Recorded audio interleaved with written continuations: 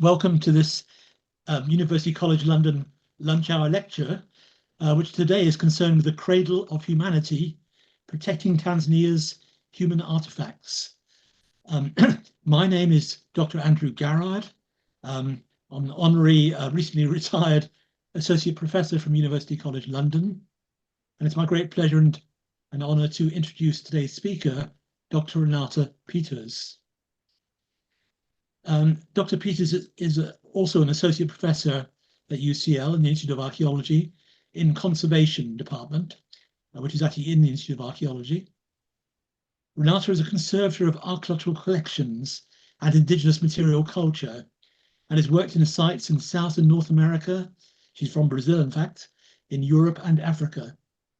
She specializes in biocultural materials and participatory approaches to museum-related decision-making. She's a head conservator of the Olduvai Geochronology Archaeology Project, which is a cross-disciplinary project in Olduvai Gorge in Tanzania.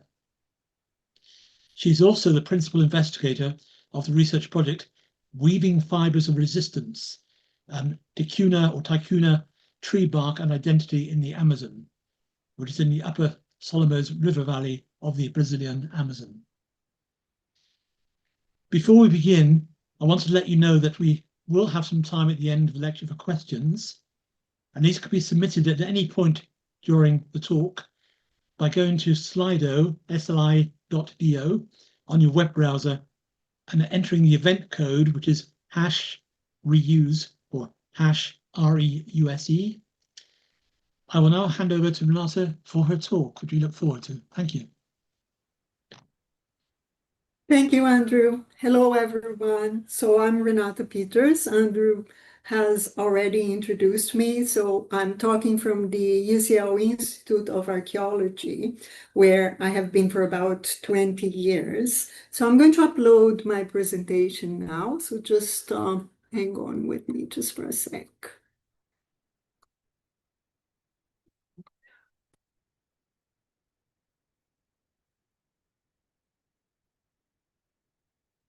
So I hope you can see on the slide the title of my presentation. It's The Cradle of Humanity, Protecting Tanzanians' Human Artifacts.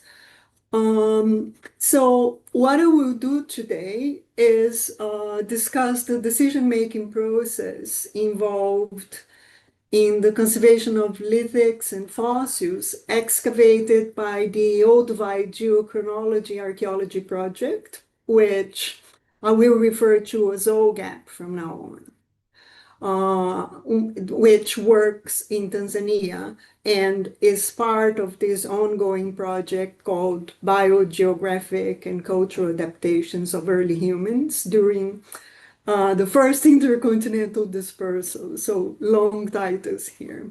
But let's go back to OGAP. So OGAP has been working in Olduvai for around 20 years now. And it has brought together for all this time an international team of archaeologists, paleoanthropologists, geologists, and conservators, whose main goal is to study the mechanisms of human evolution at Olduvai Gorge. I have been a core member of the team for almost 15 years now. And as lead of the conservation team, I'm involved in excavations and lab work. And I also work on capacity building of local and international colleagues and students. So in this talk today, I will briefly introduce the context of Olduvai, the excavations, the finds, and explain how we work and how we respond to some of the challenges that we encounter there. So I think most people interested in archaeology knows Olduvai Gorge because it's a UNESCO World Heritage Site, which is located in the Ngorongoro Conservation Area in Tanzania. And you can see its location on the map. So it's in the north of Tanzania, close to the Kenyan border.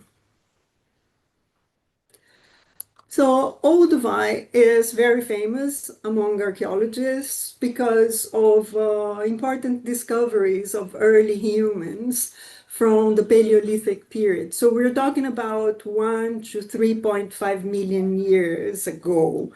And also famous for its lithics and fossils that all together with the remains of early humans documents the evolutionary history of humans, vertebrate fauna, and the environment around them for at least 2 million years. It is also the place where British archaeologists Mary Leakey, who actually studied at UCL for some time in the past, and Louise Leakey worked, and where they found important fossils such as Zingi, which you can see on the slide there. So Zingi is a 1.8 million year old fossil that gave the first evidence of a new and extinct hominid species. This discovery was so important that there were monuments to honor it in Olduvai. You can see one on the slide. And every 17th of July, the date of the discovery, there is a celebration in Olduvai to remember it. Apparently, Mary Leakey and her team restored the pieces together because it was found in fragments, and it took many months to complete because reportedly there were quite a few fragments.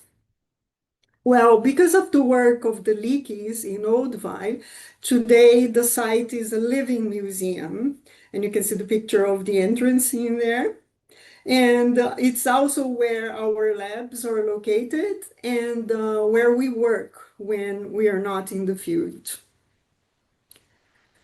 Well, also important in the area are the Laetoli footprints. So Laetoli is the name of a site near Olduvai Gorge, so it's about a 2-hour drive from there, where also Mary Leakey's team found footprints that date to around 3.6 million years ago. That's a long time, right?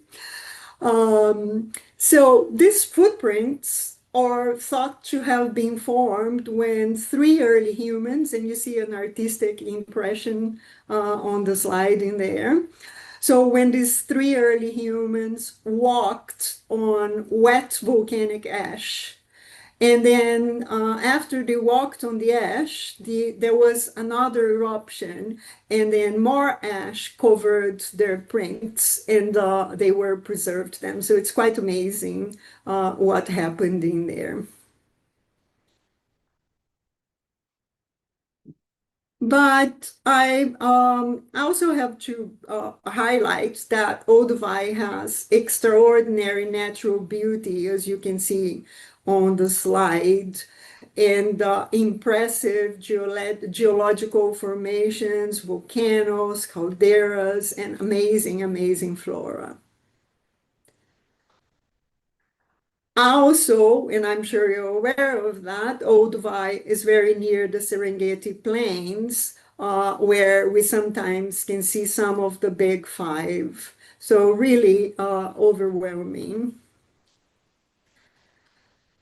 The last point that I want to make about Olduvai is that the Ngorongoro lands, where Olduvai is located, are also home to the Olduvai Maasai, with whom we work and with whom we have formed important professional and personal relationships along the years. So, okay, so that was the preamble. Let's now talk a little bit about archaeology. So the projects, so OGAP's activities include archaeological excavations, surveys, and stratigraphic and geochemical studies in various sites, and some of them are listed on the slide. I will later on comment on finds excavated on various of those sites. But the first thing I should say about what we do, though, is that there is a lot of emphasis on teamwork. on team working. So team members work across the discipline and engage with each other to maximize their own work, right? So the second point that I want to make, and I want to explain about the project, is that Olduvai was one of the first sites in Africa where the traditional view of the Old One Acheulean transition was established. So in very few words, one of the most important aims of this archaeological project of Olduvai work is to shed light on what happened in the period of transition between these two cultures, and especially what happened in the early Acheulean period. I will say a few words about these two cultures now for people who are not familiar with them. So Old One is the name given to the oldest stone tool industry we know. So these are the earliest evidence of cultural behavior in early humans or our ancestors, right? It happened during the lower Paleolithic period. So we're talking between 2.6 and 1.5 million years ago. And as far as we know, this industry only materialized in East Africa. On the slide, you can see the kind of stone tools that were produced. They were pretty simple, with only a few flakes removed from them. They had these round shapes and sort of rough or roughly finished surfaces. Now, the Acheulean industry is quite different. It also happened in the lower Paleolithic period, but between 1.6 million and 200,000 years ago. In this case, they're also found in other continents, not only in East Africa, like in the case of the Old One industry. As you can see in the picture, the tools are quite different, following a much more sophisticated technology. A good example, and which is depicted on the slide there, are the famous and beautiful bifacial hand axes, which have very sharp edges and anatomical shapes. And some people even call them the Swiss penknife of prehistory. I don't know about that, but some people do say that. I have a few of them here. So after the presentation, well, not real ones, it's replicas, but after the presentation, I can show you if you're curious.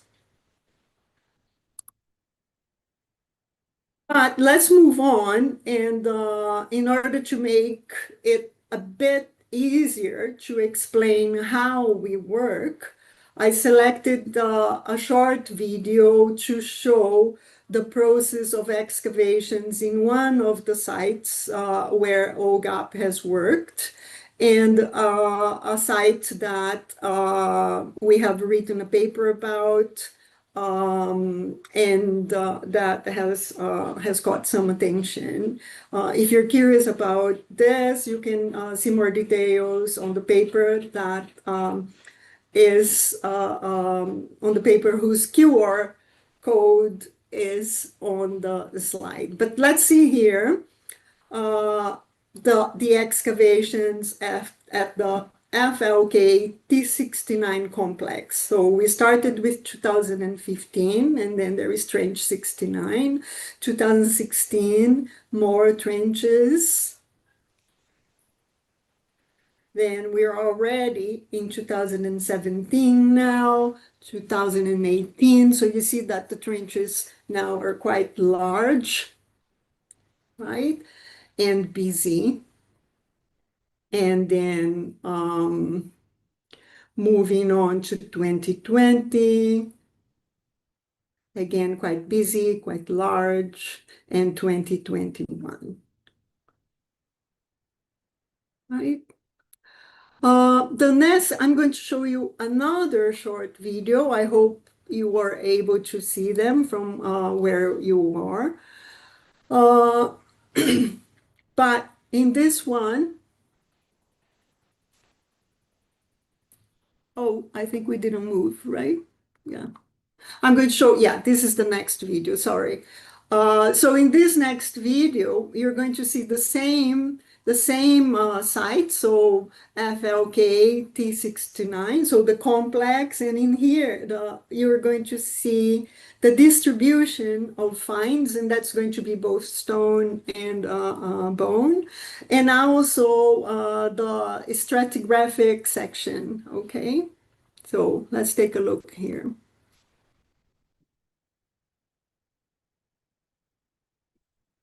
So you see all the layers there, and then also the location of the finds. So as you can see, there are quite a few.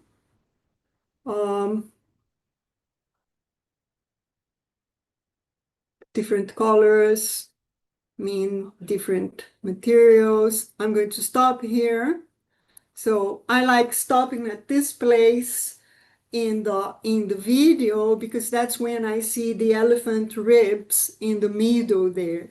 And whenever I see them, I hope you can see them right in the middle near the big stone in there. When I see them, I get a little bit excited because I remember there were quite a few of them.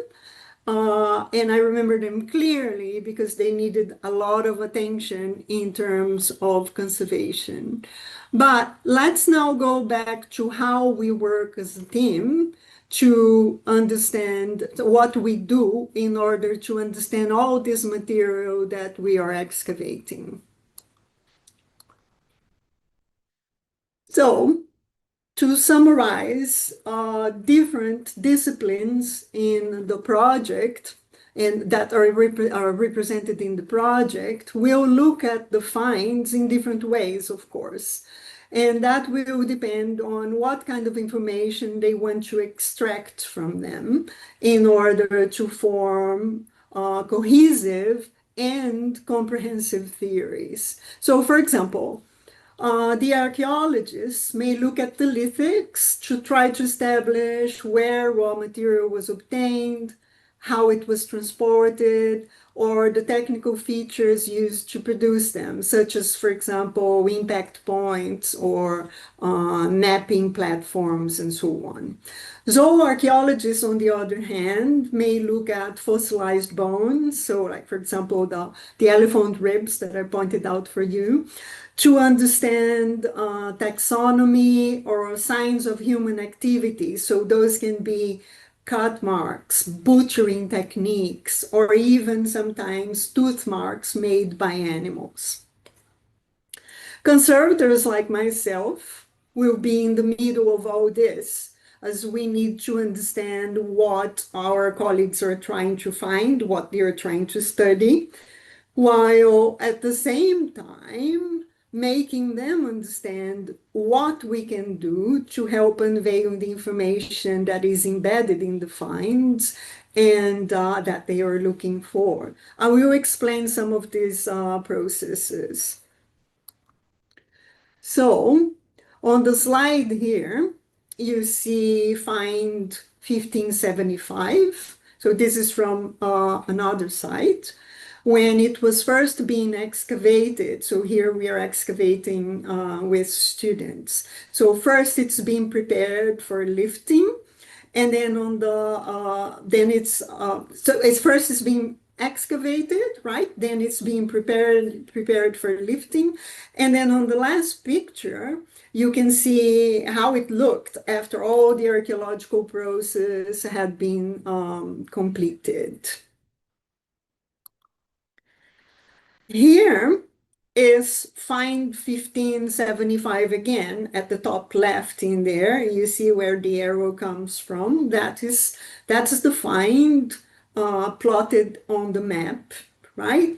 And then some of the stages that will follow that. I want to tell you that for people who are not very familiar with the archaeological process, that finds are not immediately removed from the ground.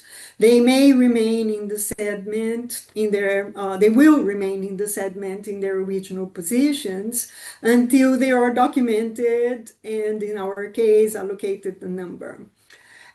Usually at the end of daily work, they will be taken to the labs for processing, inventory, and or conservation. And all information is going to be entered on the project's database. So there are many steps that need to be taken before the find can be studied and photographed for publications. Still, some people may assume that because of the nature of the site and the fact that we are excavating inorganic materials such as stone tools or animal fossils, they may assume that artifacts are going to be unveiled in very good condition, or that the material is always strong, resistant, and won't need much care. Well, let's see if that's true, right? I think you can already see on the slide that this is not necessarily true. It may be sometimes, but not necessarily true. Even finds that look in very good condition when excavated, when being unveiled by the excavators, may actually be very fragile. The moment of excavation itself is very risky and is when a lot of deterioration mechanisms may be triggered. Even pristine finds that have been protected by the volcanic environment of Olduvai for a long time may also need attention. For example, even the surrounding matrix that works as a support to the physical integration of the finds may also be a problem. First, because, as you can see, a little bit of that in the first picture, but then I will show you more. First, because it may obscure surfaces, and therefore it will undermine examination. So you will have to remove that. Second, because the matrix may be the only thing that is keeping the find together. When you remove it, the find may simply fall apart in hundreds of fragments. And unfortunately, I'm not exaggerating. And here are a couple of examples, right? Also, in terms of the archaeological context, because of the great pressure surrounding these finds, some of them may have become crushed in the ground, cracked or deformed by the very layers of sediments that protected them as well. So there are lots of things happening at the same time, and some of them may sound a bit contradictory. But often specimens may need to be stabilized by temporary consolidation before being lifted and transported to the labs. Of course, there are also cases of beautifully preserved finds, right? Well, not this one, though. This one is just here because, like I said, finds may be pristine, but impossible to be studied because they are covered by concretions that may obscure their surfaces. And some of these concretions may be silicates or carbonates. This means that they need to undergo lots of mechanical treatments with rotary and abrasive tools so that the surface is revealed. All the conservation issues here, right? This one and the other ones that I that I mentioned before, of course, need to be dealt with meticulously. And for this, you need a lot of patience. You also need skills and strong knowledge bases of how the raw materials may react to the treatments. Let's see.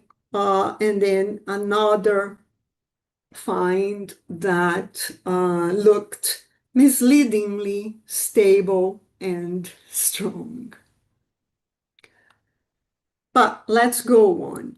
As I said, I have been a core member of this project for almost 15 years now. And as such, I founded the conservation team from the ground up and established it as a crucial part of the research that happens in our team, with our team. So when I started, there was no conservation team associated with the project, and efforts to improve condition and readability of the finds were done on an ad hoc basis. Since then, I have trained many international and Tanzanian colleagues that worked in the project in different periods, and I have established a tested protocol to treat the finds of the excavation. Our main aim has always been to ensure that the specimens are excavated safely, that fragile or fragmented material does not suffer unnecessary damage or losses during the studies, that they are treated in a way that allow the studies to happen. This is important, right? Because this is the essence of the project.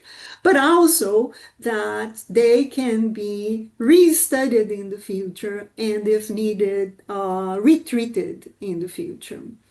Our conservation lab is a busy workspace as we work with the assistance of local Maasai and Tanzanian colleagues, excavators, trainees, and also international and Tanzanian students that may have joined us for the season. Specimens that need conservation are singled out during the excavation or at its arrival at the leaky camp, either by the lead excavators or one of the conservators on duty at the time. And as you have seen on the images I have shown and on the images on the slide now, we have to deal with a huge number of variables that start in the field, right? But travel very quickly to the labs. But let's now go back to the bone tools from the FLK excavations before I tell you a bit more about what the conservators do. Here, I want to show you another short video. And in this one, you're going to see the moment the bone tools that were excavated from the FLK complex were revealed. Although some of them do look amazing already, just by being brushed in there, some of them did require quite a bit of work before being studied. And I will show a couple of examples after we finish the little video here. Again, all these videos are available on Nature, issue 640, where our paper was published, okay? But anyway, let's see what we do to those, to the finds that are excavated. Oops. So remember find 1575, here it is again. Let's go through it again, but in more detail this time. So the first image on the upper left shows the find when it started to be revealed in the ground. It took a long time to reveal it because the soil was extremely hard and we could only excavate with small tools so as not to damage it, because we could see that it was really, really amazing, in amazing condition, and we really wanted to lift it home. Then the image below that, on the image below that, you see the find again with more areas revealed, now being prepared to be lifted. And on the upper right side, the specimen has already been prepared for block lifting. after being consolidated with a resin called paraloid B44. So this is a copolymer of methyl methacrylate and ethyl acrylate. We also used cyclododecane, which we call CDD, and we also stabilized it with bandages that were impregnated with plaster of Paris. And the last picture, finally, the specimen after conservation, but we shouldn't be fooled here, right? There were many hours of work between the third and the fourth picture. For people who might be curious, cyclododecane is a waxy material, so it's a waxy hydrocarbon. And we sometimes use it as a temporary consolidant for various reasons. First, because it can be melted with heat. It sublimes at room temperature, so when you want to remove it, you just have to wait, and you don't have to use solvents to remove it. So it also doesn't produce much waste. But there are some complications associated with it because you need to heat it up, and if you are in the field, it is more difficult. Also, you do need a lot of practice and skills to be able to apply it quickly because it is going to solidify very quickly. So we usually apply it on cracks, on fragile finds in preparation for block lifting. Now, another find, so in this case, it's a rhino femur from another site, but here we're doing similar things. First, consolidating it with cyclododecane, so CDD, then preparing for lifting with bandages, and finally, the femur being treated in the lab. Just one picture for many hours of work. But it's crucial to highlight here that we have to remove the sediments and possible accretions without making any changes to the surface. Otherwise, the studies that the archaeologists and the zooarchaeologists will do afterwards will be undermined. And I'm going to talk a little bit about that. But to summarize, conservation work may take many, many hours to complete before the finds are ready to their next life, right? So being the subject of studies. Like this one that we have on the slide now, right? So in here, what we have here is a picture from the paper that I already mentioned, right? So systematic bone tool production at 1 million years ago. This paper discusses a group of 27 animal fossils excavated in the FLK complex. So I showed you a few videos on the FLK complex. So I think you probably remember that. So during the excavation and during the conservation work, the team started examining these finds and found that these are actual tools that were shaped by knapping. So all of them were bone, right? So all of them were fossilized bone, but they found that the shapes that they had were not accidental. They were actually chipped. The surfaces were chipped to form other shapes, right? These are mainly, so all of them, remember, in the same horizon, in the same site. And mainly, except for one, I think, they were large mammal limb bones, right? So fragments from hippos and elephants. And as you can see in the pictures, they were shaped to produce various tools before our study, before the conclusions of this study, bone artifact production in similar contexts in Africa were considered as episodic and unrepresentative, because there was no evidence, no strong evidence like we have, like 27 finds from the same context. So they were really considered unrepresentative, and nobody could form any cohesive theory with them. However, our results demonstrate that at the transition, so remember that's where we are excavating, right? So the layer is in the transition between the old one and the early Acheulean in Olduvai, we found that hominins actually developed an original cultural innovation that entailed the transfer and adaptation of knapping skills from what they had been doing on stone to bone.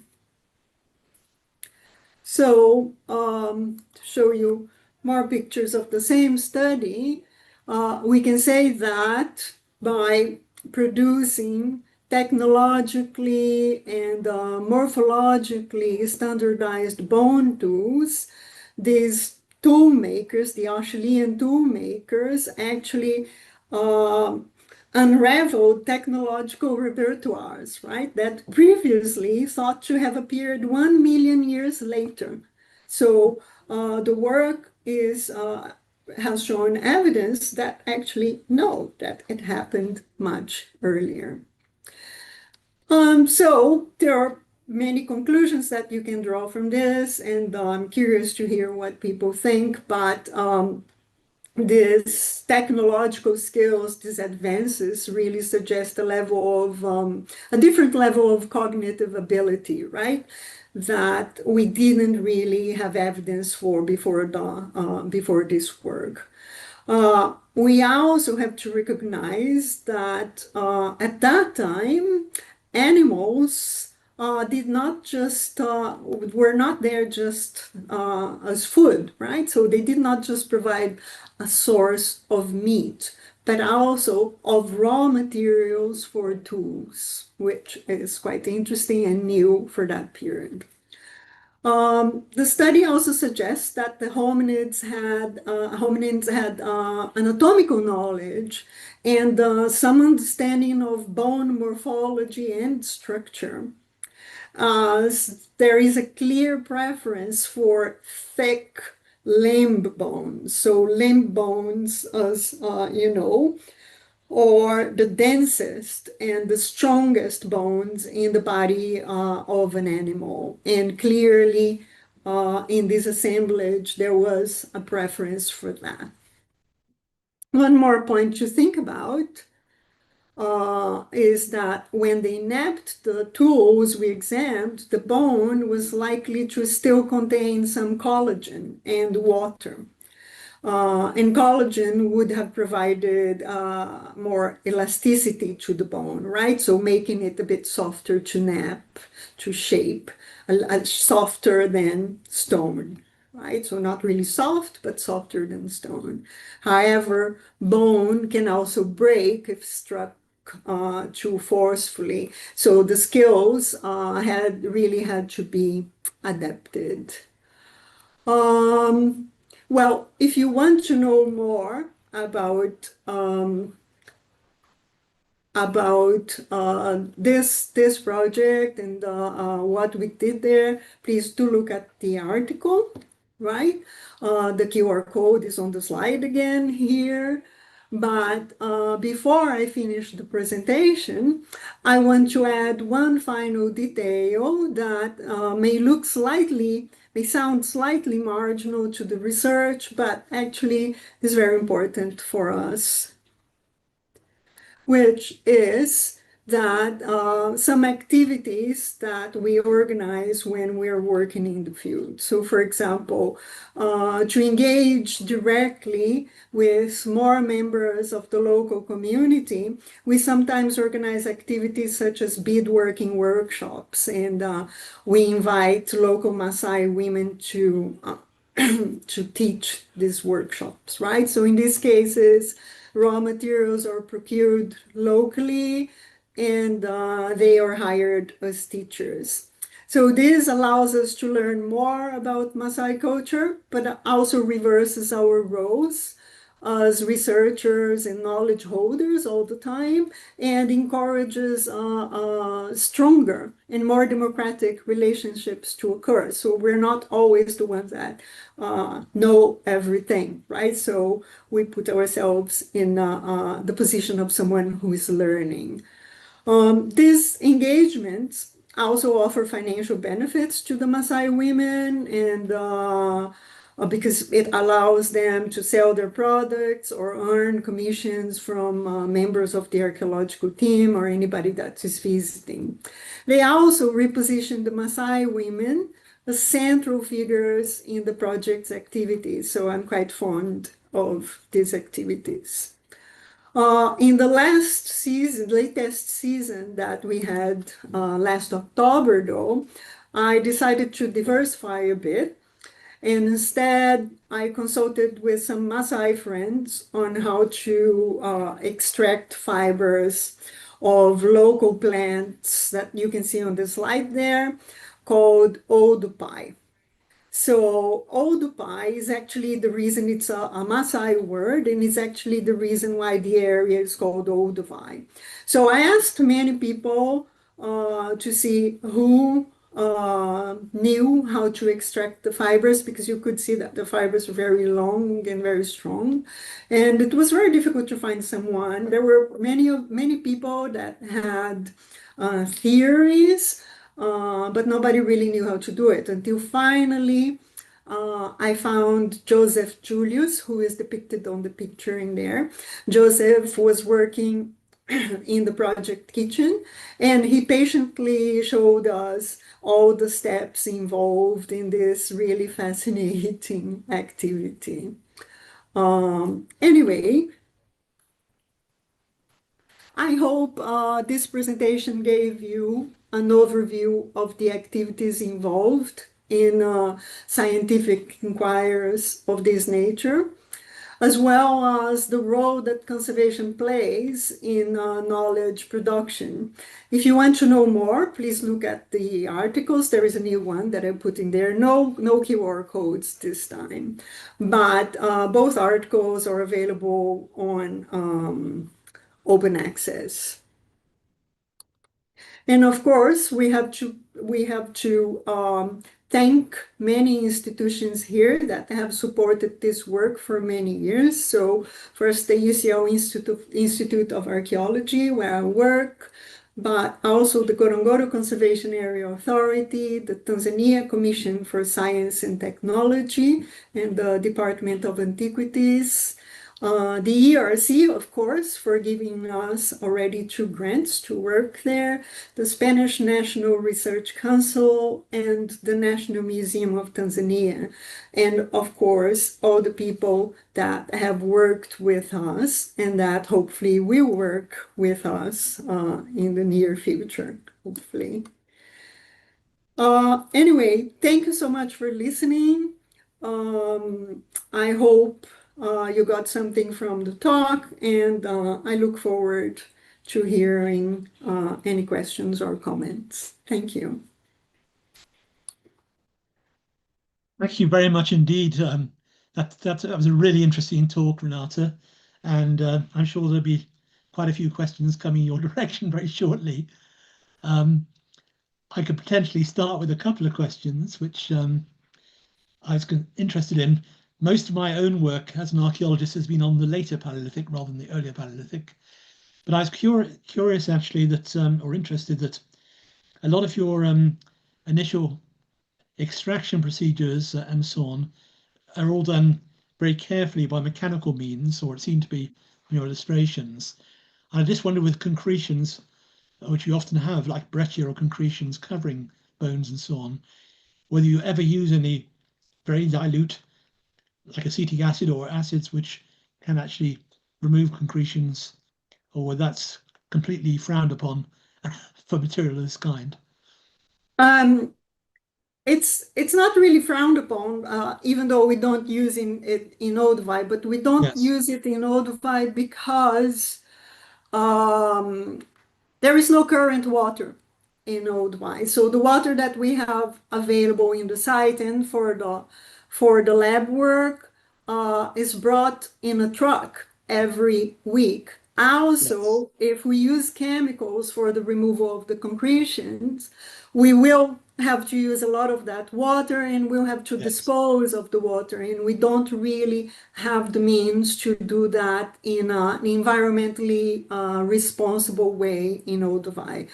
However, whenever we had permission to bring some of the finds outside Tanzania, so sometimes to London, sometimes to Spain, some of the stone tools may have been treated with chemicals, not the bone fossils, that's not possible, but the stone tools, some of them may have been. But basically, it's a choice because of the limitations that we have in a place that's very far from any urban center. So it's about 2 hours away from Karatu, but in Karatu we wouldn't be able to buy chemicals or anything like that. It's about 5 hours from Arusha. So we really have to be very conscientious about the kind of techniques and methods we use. So, yeah. It's okay. Can I ask if there are any questions from the audience who are listening today? I'm just going to quickly check. Otherwise, I'll ask another one. um, Yeah, did you find the questions? Yeah. no. Okay, well, just another Oh, question actually. hmm. Have you found? Oh, yes, there you have a replica. Oh yeah, I did mention during the talk, right, that we had some replicas. So okay, this is very light, so you can see it's made of acrylic, really. But this is a replica of an Acheulean bifacial hand axe. So you can see clearly the flakes that were removed and the edges were very sharp. They're quite huge, right? This one wasn't painted, so they were printed in something called white nylon, so they come out of the printer like that. And then so I painted them looking at the original to make them look like, yeah. And these are very useful for the students here at the Institute of Archaeology. So they actually they conduct lots of studies and using the, the collections that we have, the replicas that we have. I was just wondering also, I mean, you were mainly focusing on two sites or one or two sites and so on, but I know you over the 15 years you've worked on a wide range of sites with Ignacio de la Torre. And I'm just wondering if preservation conditions of particularly of bones and so on are very different in the different sediments you've encountered in the various sites you've worked on at Olduvai. I mean, do you have some sediments where it's always a nightmare in terms of preservation and others where you have more durability and so on? Yes, indeed, very different. Even in the same trench, in different areas of the trench, you can get very different conditions. So, depending on the soil, depending on what happened in that area. So we have seen some very dramatic difference. This is actually, if anybody is interested in writing up a PhD proposal for this kind of material, this is something that would have a lot of relevance. So studying the influence of the context on the preservation of the actual material. This is something that we're very interested in, and that happens quite a lot. Very different, very dramatic differences as well in both stone and also the fossilized bone. Yeah. It's interesting you're talking about the stone conservation required. I know there's a famous site in Israel, Gesher Ben Yaakov, where the artifacts were the hand axes in that case and cleavers were made in basalt, which you would think would be incredibly durable, but the sediments were slightly waterlogged, and as soon as these artifacts were excavated, they just started to fall apart completely, and they had to soak them, for a very sustained long period in water, and then slowly replace the water with, I guess, other materials and so on. But you think of basalt being sort of durable for eternity, but of course it's not. I'm sure your quartzites and some of the other stone materials, your phonolites and other raw materials being used at Olduvai, you had the same problems, perhaps. Maybe not as bad Yeah, as. we did. Definitely we did. And that's, I'm always surprised when, well, not very long ago, somebody said to me, I had just arrived from Olduvai, so I was there in October. And somebody said to me, oh, but you probably don't have much to do there, right? Because they are excavating lithics and fossils, and those are very strong. But like I tried to get that across with my presentation, that this idea is actually not based on reality. It may happen, and you saw in the video some of the artifacts coming out from the ground in really great condition. But this is not really the rule. So actually, they can be incredibly fragile. And like you said, when you excavate it, because when you excavate, so the artifact is there for millions of years under the ground, and they are safe and they are stable. And suddenly, when we excavate, it's as if we're giving a shock to the artifacts, right? Because suddenly we are exposing them to all these different things like light, like different humidities, different temperatures that will change from the morning to the night. People are going to start handling them. There is going to be vibration. The soil that's keeping it together is going to be removed. Sometimes they're going to be washed, right?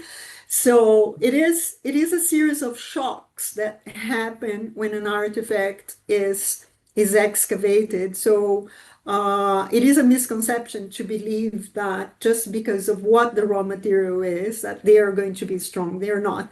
They may be very heavy, they may look strong, but that's not necessarily true. They can be very peculiar and need a lot of attention. Thank you. There are now two questions come up on the screen here from people attending your lecture. The first one, anonymous, it says, it's a wonderful lecture, thank you. How do you allow for future chemical analysis, e.g. stable isotopes of the bones when conserving them, or is that not an issue? That's the first of two questions.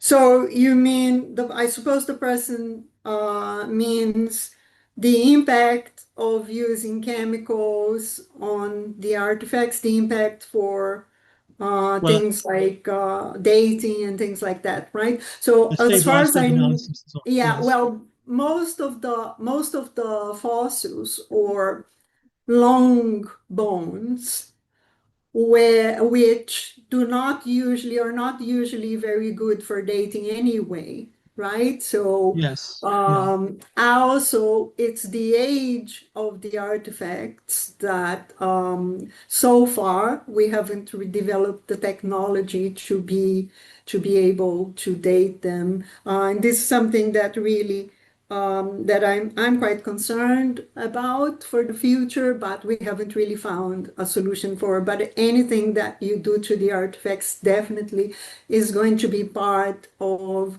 its biography from now on, and there is going to be a trace of that on them. Right? So it is something that I am concerned about, but it's something that is not on the agenda yet because it hasn't been a problem yet, but it doesn't mean that in the future it won't be. So definitely this is another area for research. I guess this person was also thinking about stable isotope analysis, which is sometimes done on bones of fauna as well as humans to get more information on their diet and so on of these animals as well as humans. But I know that's applied a lot in more recent context, Paleolithic context and historic context and so on. But a second question has come in. Just says, great talk. Thank you very much. And asking, is it difficult to get the green light from governments depending on where you excavate? How easy is it getting the green light or the permission from governments to work in places like Tanzania? It's not easy. Yeah. There are many stages. There are many institutions that you have to ask different permits to. Yeah. So it's quite complex. If you look at my slide with the acknowledgements, some of those institutions are institutions that we need permits from. So we need permits from the Department of Antiquities, but we also need permits to get into the Ngorongoro Conservation Area, which is, by the way, where Serengeti is as well. We need different permits to be able to do research, depending on how many days we're going to stay there. We need other kinds of permits to be able to sleep in the leaky camp. So we have tents there, right? So we camp there. So each day that you stay there adds a certain fee to your permit. So it's not very easy. They're quite meticulous in terms of what kind of research you're going to do, what the impact is going to be, how much you're going to engage with the local population in terms of building capacities, but also in terms of enriching the archaeological context of Olduvai. So they're very meticulous. They have lots of important criteria. But as OGAP has been working there for around 20 years, they know, even though these things change as well, right? They evolve. Bureaucracy does evolve, right? So, but it's an important aspect of the project. So it's also not very cheap. So for each of these permits, you have to pay certain fees. Well, it's wonderful to see. I mean, obviously, you have a lot of Tanzanian staff working with you, or people you trained yourselves, or people who actually had developed the skills elsewhere and so on and join the team. So it's very much a co-project with Tanzanians, of course. Yeah, this is something that I'm very proud of in this project, that personally I have been able to train many people. And these people, every year that I come back, they're better and better. And they also have trained other people. Another thing that is interesting is that because there are so many archaeological sites in Tanzania and archaeologists working in there, so these individuals can also find employment in other projects when we are not there, right? But I'm really happy, very pleased every time I come back and when I see the skills developing, and they also teach me a lot. So yeah, it's really great work, and I find the capacity building aspect of the work especially encouraging and motivating personally. Thank you very, very much indeed, Renata, for your talk, and I'm sure everyone would agree they've really been fascinating and really enjoyed it. Could you please show the audience your last slide for the QR code so they can provide feedback on the talk? Is it possible to show the last slide, which has a QR code on? I think that's the one. Yes. So if anybody, This is the for questions. This is for. Oops. No. yes, if anybody would like to give feedback on the lecture or the UCL, I think this is a QR code. Yeah, this is the QR code for, I think, So please, giving feedback. please give feedback it'd be very helpful for those who organize the UCL lectures. And whilst you're doing that, I'd just like to let the audience know that the next UCL lunch hour lecture will be on smartphone-free childhoods. That's a very, very appropriate topic. Couldn't be more different. Yeah, smartphone-free childhoods. And it takes place on the 9th of December between 1 and 2 p.m. or 1300 and 1400 p.m. So I'll give everyone a little bit more time to, do the QR codes. So, okay, thank you very much. Thank you the audience for attending as well. Thank you for listening. Thank you. Bye-bye. Bye, everyone.